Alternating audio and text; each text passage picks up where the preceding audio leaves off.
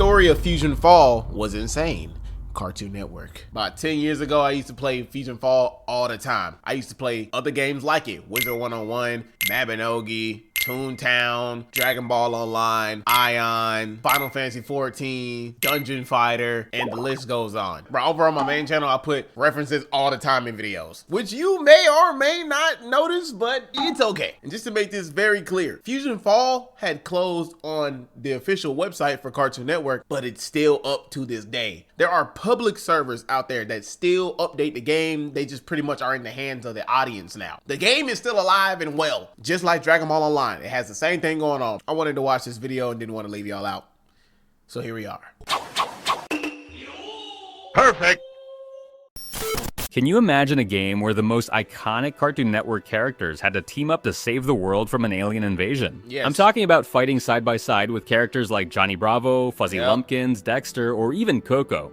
Well, it turns out there was a game where you could actually do that. No, screw that. This wasn't a game. It was the most ambitious project Cartoon Network's ever created. If you seen the trailer for Fusionfall when it first came out, bro, you would have thought it was the hardest thing out that year. Oh my gosh! Game!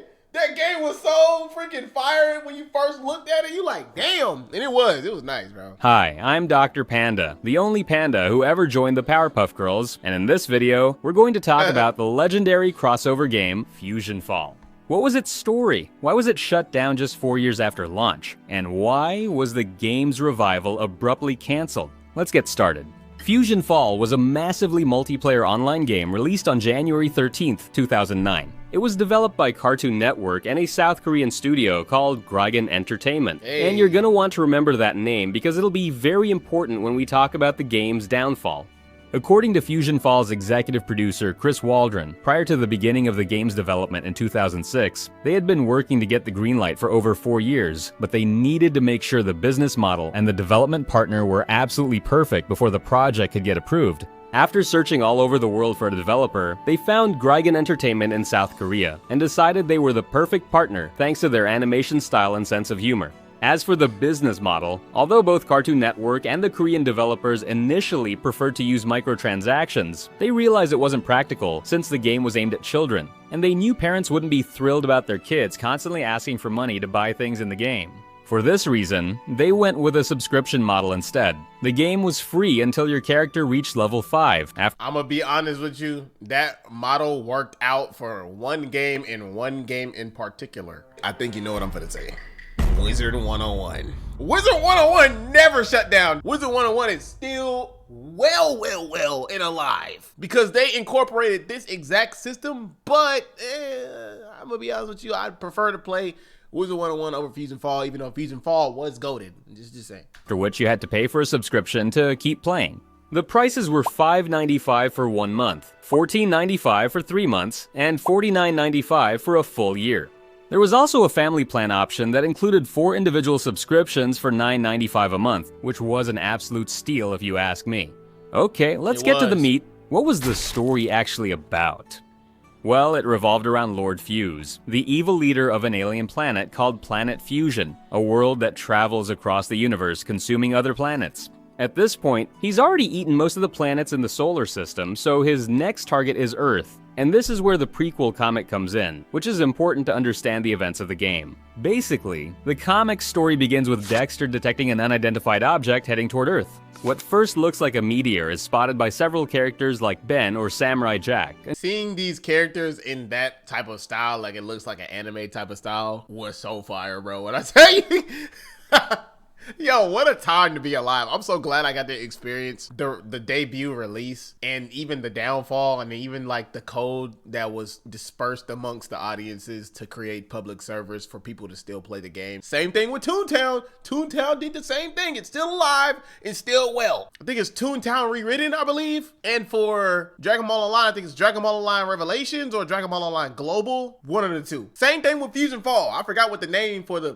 public server now for Fusionfall is, but I'm gonna just have to look it up later on. Until it crashes right in front of Foster's home for imaginary friends, setting up its first nest. Wow. When Mac and Blue go outside to check it out, they quickly realize it's not friendly. But just as the creatures emerging from it break into the home, Dexter shows up in his giant robot to save them. And he's not alone, as Ben arrives in his 4 arms form to join the fight. This isn't the only battle happening, though. The KND are also in the middle of their own struggle against the alien creatures, since the second nest has landed right next to their treehouse. Number 2 and number 5 try to escape after being overwhelmed but fall off a cliff, and just before they plummet to their deaths, they're rescued by Blossom and Bubbles, who then jump right into the fight.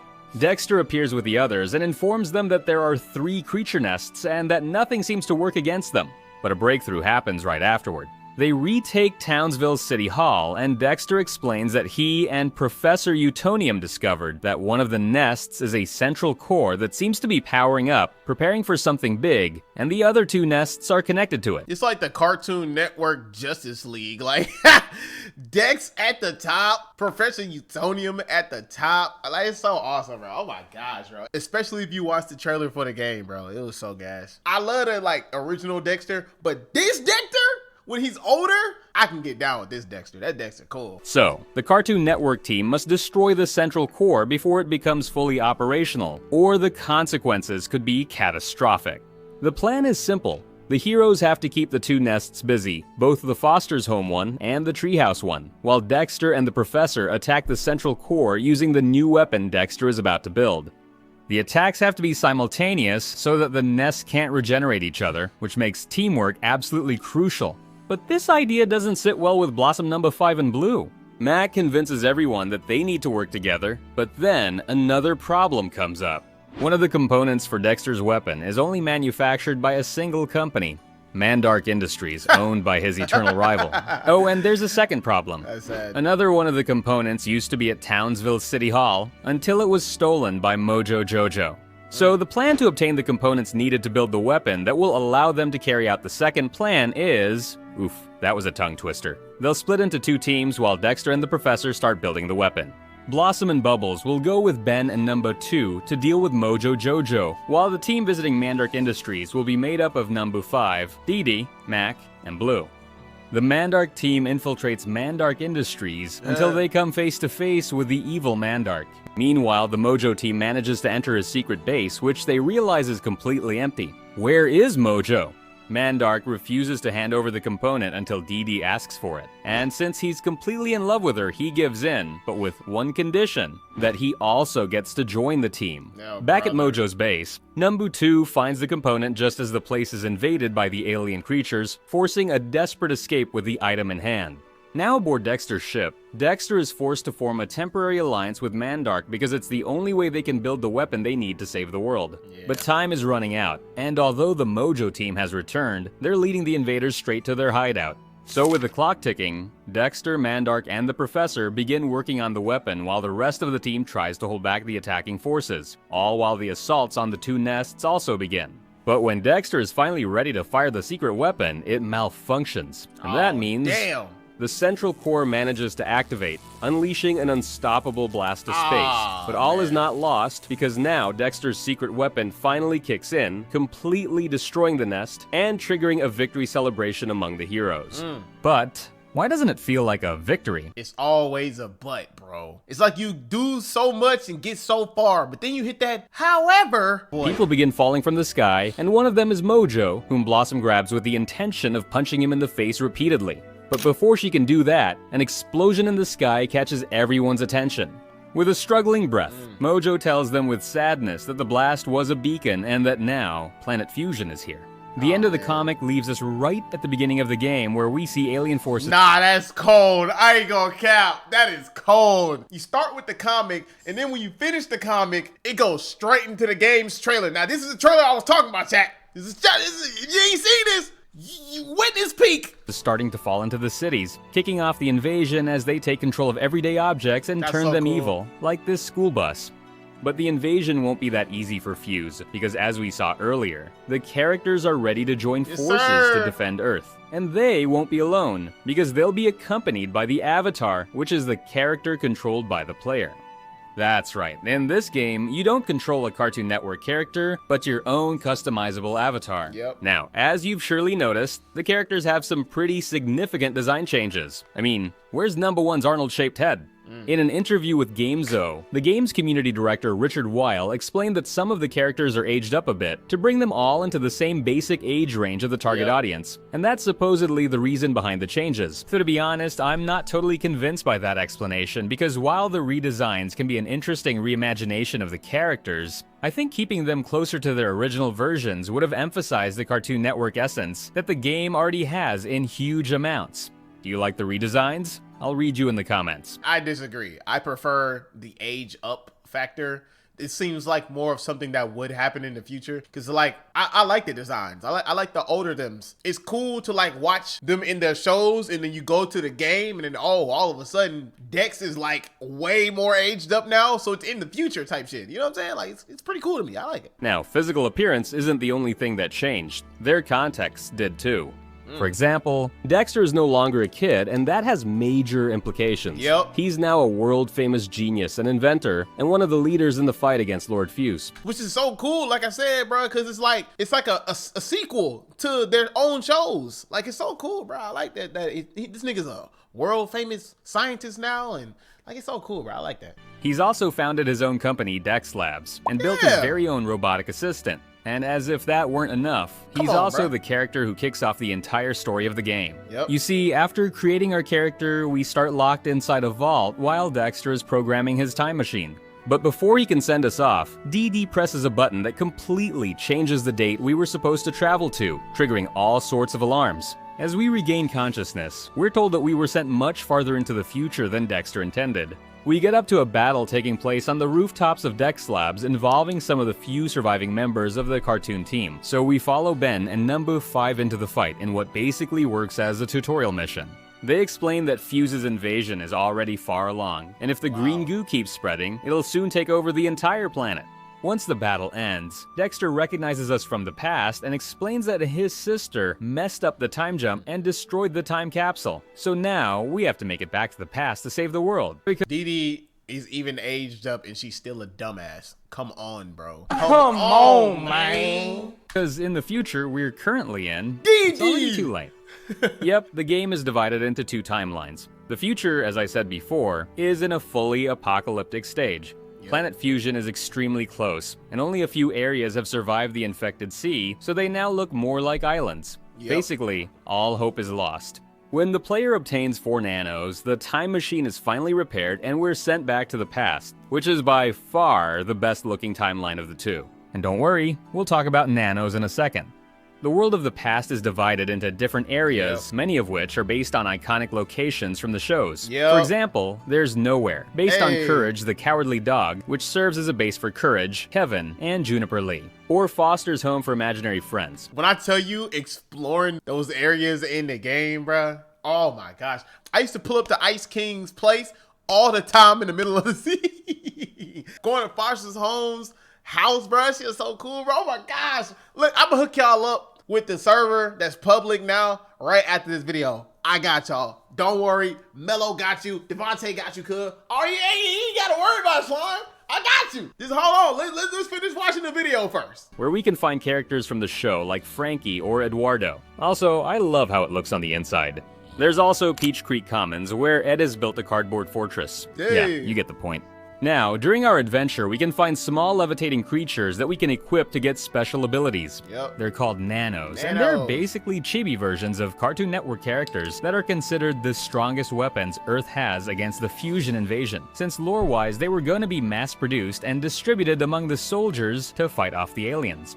Their abilities ranged from slowing down nearby enemies or giving us jump boosts to even reviving us in battle. Throughout the game's lifespan, there were up to 56 different nanos, with examples as diverse as Mandy, Johnny Test, Ice King, Grim, Dexter, Coco. I always wanted me a Dex and a Samurai Jack and a Ben 10. I just never got them. And I never got the chance to get them. Even the Symbiotic Titan. I wanted the Symbiotic Titan so bad, and I couldn't get it because by the time I wanted to get it, the damn game closed. And I didn't find out about the public servers until like a lot later. Damn! Aku, and even him. And speaking of him, he doesn't just appear as a nano version. His real version also shows up, and the reason he decides to join the Resistance in Fusionfall is honestly pretty funny. So, basically the guy's evil incarnate, so when he sees Earth being invaded, he watches with both delight and jealousy. He tries to contact Planet Fusion to join them, but he's personally attacked by the invaders as a response, which enrages him, and makes him swear to destroy Planet Fusion. And this is what ultimately leads him to join the Resistance. So it's him being petty. He like, oh, you don't wanna take me in? Huh?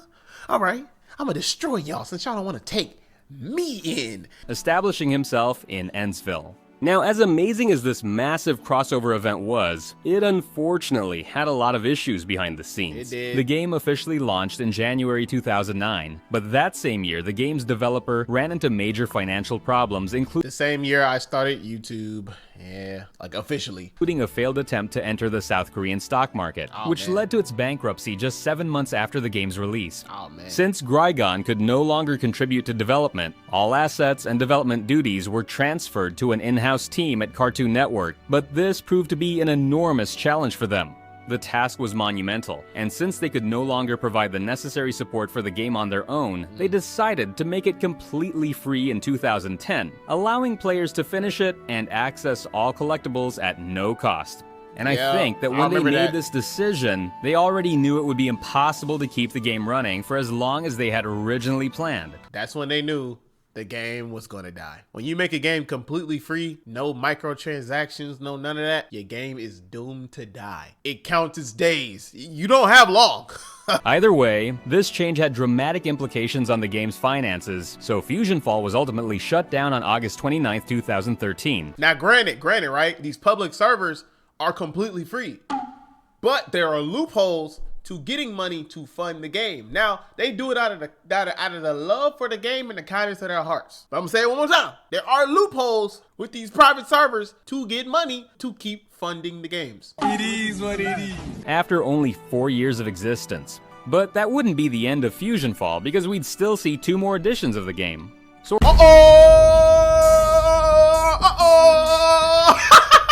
Ain't no way he finna talk about what I've been talking about since the beginning of this video. The private servers? Is that what you're finna talk about? You finna talk about the private servers? He said 2 more editions after the closing of the game. Watch what I tell you. Watch this. sort of. Turns out Fusionfall's shutdown wasn't in vain. It was necessary to make way for the game's unforgettable sequel, Fusionfall Heroes. Okay, hold up. I totally forgot about Heroes. I'm not even gonna lie to you. I forgot all about Fusionfall Heroes. Which didn't even come close to the greatness of the original. Hell no. In this sequel, you no longer controlled an avatar. Instead, you picked one of the Cartoon Network characters like Finn, Dexter, or Rigby. And it wasn't an immersive MMO anymore, but Nah, hell nah. It just stripped every great aspect of the original form of this game. Like, I now remember why I forgot about Heroes. Ugh, brother. We're starting off kind of muddy here. He's not talking about the public servers. He's talking about an official release of a sequel game that was a 2-pack of ass. Let's see if he does the second part well by saying something about the private servers. a wave-based action game where your goal was simply to beat every enemy on screen. The story of this sequel took place during Fuse's attack on the Cartoon Network universe from the original game, showing the character's first attempts to defend the planet. And maybe when you hear it like that, it might sound kinda interesting. But no. The truth is that this game didn't have much depth. It mostly felt like an excuse to keep the Fusionfall name alive. But even though the original game died in 2013, that wasn't the last time we'd hear from it. Fusionfall Retro was an unofficial Oh, snap! Oh, okay, we getting somewhere with the public service. revival crafted and supported by a group of devoted fans. See? My guy. Now we got somewhere. Finally, we hit the nail on the head. This is what I was talking about, bro. Fusionfall Retro. That's what it was called. The public server, let the code out. The fans got it, and we put love and affection into the original game, and here it is, back alive and well. The fans care more about the product than the damn studios that have the product, and they made the product. A demo launched in August 2017, and the full version was completed on September 2018. This was a huge nonprofit effort fueled entirely by love for the game, letting both veteran players and newcomers explore the world of Fusionfall again. Unfortunately, the story didn't have a happy ending. On April 16, 2020, the team behind the revival announced on Twitter that Cartoon Network had filed a DMCA. Oh, what the hell? What? I thought the guy fucking died. Ah, damn it, Cartoon Network, come on, bro. A takedown request, shutting down the game, and with that, marking the official end of Fusionfall because that was probably the last remaining chance we had to ever play it again. Now, speaking of cartoons, have you ever wondered why cops are always eating donuts in animation? Or why characters almost always have only 4— I don't care. I don't give a damn, buddy. You just ruined my mood. Okay, there's gotta be some type of private server up. Okay, hold up, wait a minute.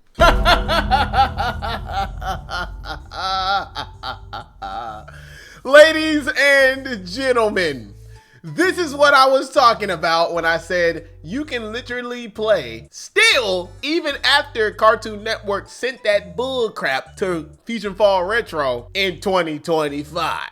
Fusionfall Retribution. It is still alive and very well, like I said in the beginning. They're public servers, my guy. I'm trying to tell you, it's public servers. Fusionfall Retribution is doing what Fusionfall Retro could not. Just putting y'all on game like I said I would. Hold on, you know what I'm saying? Let me put you on game. We got how to download Fusionfall in 2025. Fusionfall is back. How to play it in 2025. Fusionfall Retribution. I heard that this is a modified Open Fusion server. Open Fusion has their own OG future build. Is that better, more popular than Retribution? It's a bunch of Fusionfall servers out there. If you want to go download one and play the game, here you go. I'm putting y'all on game right now, gang them. If you want to go experience the game, still, even after Cartoon Network did that bull crap, go ahead, I'm putting you on game. I'm trying to tell you. Tell your friends, tell your family, come to this video, holla at me. I got you. Oh, and it doesn't stop here. If you played Toontown in the past and it just shut down for you, let me put you on game. Toontown is still alive and well. Toontown Rewritten. Boom! It's an open server. Toontown Rewritten is a fan recreation of the 2003 Disney MMO Toontown Online. Boom! Also, Toontown Rewritten is a free-to-play revival of Disney's Toontown Online. If you didn't get to experience Toontown in the past like I did when it first debuted in the first official launch and it shut down and you never got to play it, don't worry. Devonte The One is now Devonte The Plug. I'm plugging you in, brother. Holla at me. You know what I said? But wait, there's more. Oh, snap! And it doesn't stop here. If you never experienced Dragon Ball Online closed all them years ago. I think it was in 2013 too. It has open source public servers now, created by who? The fans. Oh, let me put you on game, fam. Dragon Ball Online Global. Boom! Oh, it is in 2025. Chat, I'm telling you, boy, I'm the plug. I'm the MMORPG plug, or the MMO plug, whatever you want to call me. Like, it doesn't matter, you know what I'm saying? You want to play Dragon Ball Online and you didn't get to experience it back when it first released, or even when it shut down in 2013, I believe it's 2013. I got you.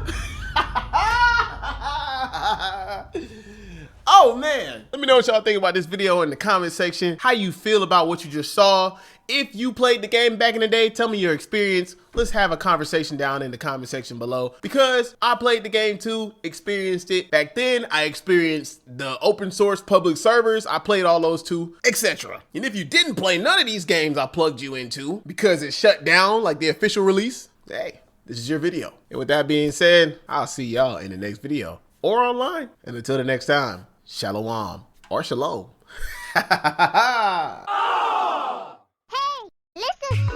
Rose petals on the floor. The one from my dreams, and you're with me right now. Mi corazón te quiero. Right here and now, I'll give you a taste. Snake princess, I'll be your gift.